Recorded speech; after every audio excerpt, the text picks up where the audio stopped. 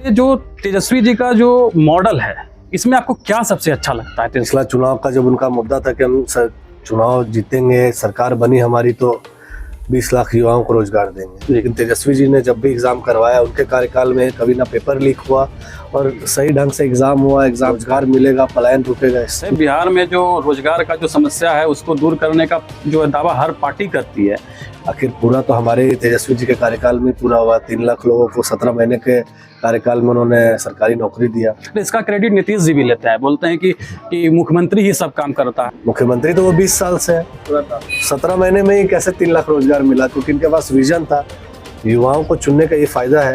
तेजस्वी जी युवा है, उनके पास विजन है कैसे कार्य करना है। और यही नीतीश जी तो कहते थे ना चुनाव से पहले कि कहाँ से देगा, बाप घर से नौकरी देगा।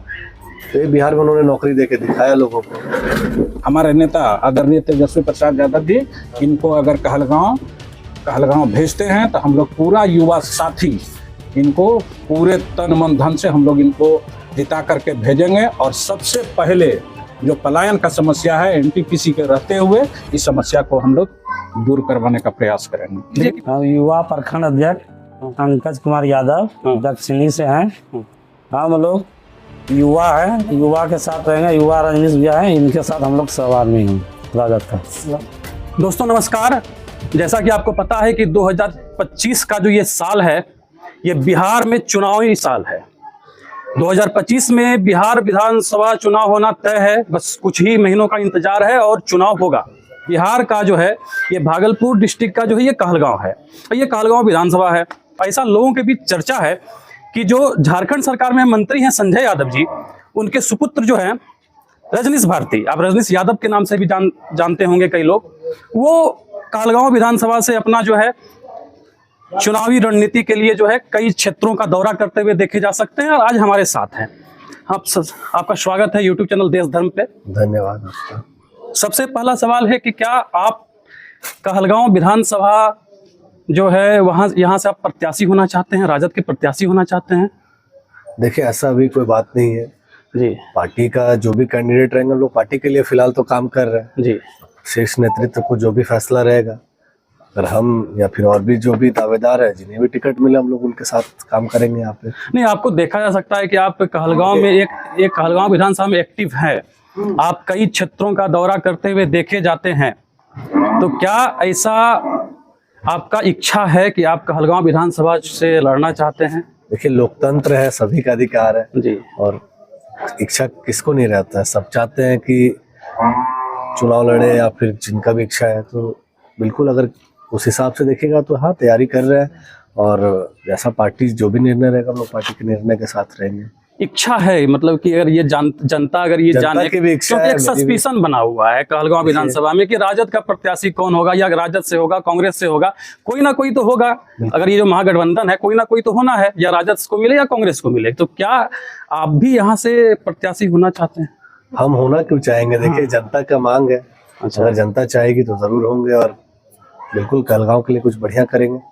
आपको क्या लगता है, जैसा आप कई क्षेत्र में जाते हैं कहलगांव में, आपको देखा जाता है, आप क्या लगता है यहाँ किस चीज़ की कमी रह गई है जो अगर आपको मौका मिले, जनता आपको मौका दे, या आपको यहाँ से पार्टी के द्वारा अगर यहाँ से आपको टिकट मिलता है, तो क्या लगता है आपको, क्या यहाँ जो दिक्कत है, जो आज तक काम नहीं हो पाया, आप वो काम करना चाहेंगे? देखिए, यहाँ पे काम का तो बात मेरे ख्याल से दूसरा सेकेंडरी रहेगा। जी जी। काम तो मेरे ख्याल से कुछ वैसा खास का कुछ हुआ ही नहीं है जी। ना रोड का व्यवस्था है, ना फिर कहीं पे भी इंफ्रास्ट्रक्चर का व्यवस्था हो। चाहे यहाँ पे जो भी विधि व्यवस्था रहता है जो होना चाहिए, बिल्कुल ना के बराबर हुआ है। और इसी चीज़ के चलते अगर लोगों का मांग है तो इस चीज़ को पूरा करने के लिए सभी को लोगों ने देखा, एक बार हमें भी मौका मिलना चाहिए। क्या मतलब कि यहाँ पे जनता का मूलभूत आवश्यकता मिलते, जनता से आपसे मिलते होंगे, आप जनता के बीच में जा रहे हैं, तो जनता कुछ तो बोलती होगी आपको कि सर क्या दिक्कत है, क्या दिक्कत नहीं है? दिक्कत तो देखिए अनेक प्रकार का रहता है, सारा दिक्कत का निवारण करना भी मुश्किल है। लेकिन ना रोड का सुविधा है यहाँ पे, ना नाली का सुविधा है, जो भी मूलभूत सुविधाएं हैं यहाँ तो ना के बराबर है। और जो अहम मुद्दा यहाँ का है कि बगल में एनटीपीसी है, लेकिन जब लोगों से हमने बात किया तो यहाँ बगल में एनटीपीसी, इस क्षेत्र में एनटीपीसी रहने के बाद भी रोजगार यहाँ के लोग ना करके बाहर के लोग रोजगार कर रहे हैं और यहाँ के लोगों को अवसर नहीं मिला। ये एक बड़ा मुद्दा है यहाँ के लिए।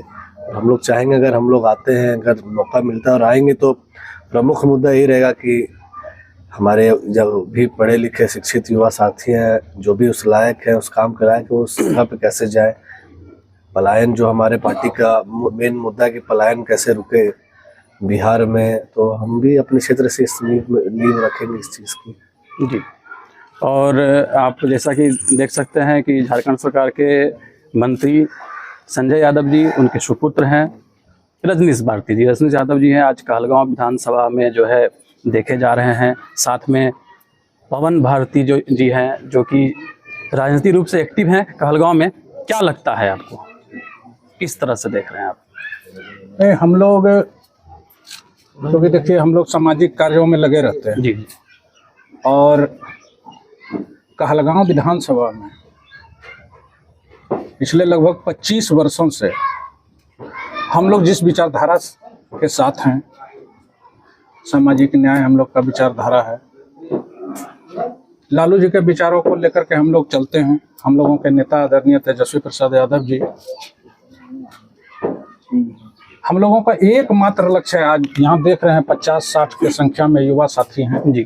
सभी का एक लक्ष्य है तेजस्वी जी को सीएम बनाना और कहलगांव में एक ऐसे विधायक का चयन करना जो युवाओं को साथ लेकर कदम से कदम मिला करके चले और कहलगांव का जो मूलभूत समस्या है, अभी रजनीश जी आपको बताया, कहलगांव में इतना बड़ा प्रोजेक्ट एनटीपीसी, हमारे क्षेत्र के अगल बगल के पढ़े लिखे जो स्किल माने रोजगार के लिए भटक रहे हैं। और आप यहाँ लोकल में देख रहे होंगे एनटीपीसी का जो दशा है, लोकल जितने भी लोग आज जो भी कॉन्ट्रैक्ट बेसिस पे मिला हुआ है, सबका छटनी हो रहा है और बाहर से लोगों को ला करके हम लोगों के ऊपर थोपा जा रहा है। तो सबसे मूल हम लोगों का समस्या एनटीपीसी है। आज आप देख रहे हैं 5 किलोमीटर रेडियस जो कहता है कि एनटीपीसी 5 किलोमीटर के अंदर उसको विकास करना है। क्या विकास है, किसी से छुपा हुआ नहीं है।